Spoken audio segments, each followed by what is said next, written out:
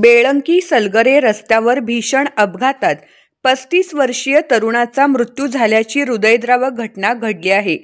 समोरून जाणाऱ्या मोटरसायकलला मुरुम भरलेल्या डंपरने पाठीमागून धडक दिल्याने हा अपघात घडला।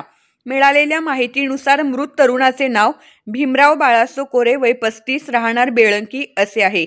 ते आपल्या मोटारसायकलवरून जात असताना बेळंकी सलगरे रस्त्यावर त्यांच्या पाठीमागून येणाऱ्या मुरुम भरलेल्या डंपरने जोरदार धडक दिली। धडक इतकी भीषण होती की या अपघातात भीमराव कोरे यांना गंभीर दुखापत झाली आणि त्यांचा जागीच मृत्यू झाला।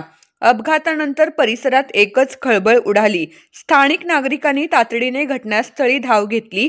या घटनेची माहिती मिळताच पोलिसांनी तात्काळ घटनास्थळी धाव घेऊन पंचनामा केला। मृतदेह शवविच्छेदनासाठी शासकीय रुग्णालयात पाठवण्यात आला आहे। या अपघातासंबंधी अधिक तपास स्थानिक मिरज ग्रामीण पोलीस करत आहेत। डंपर चालकाविरोधात गुन्हा दाखल करण्याची प्रक्रिया सुरू असल्याची माहिती सूत्रांनी दिली आहे।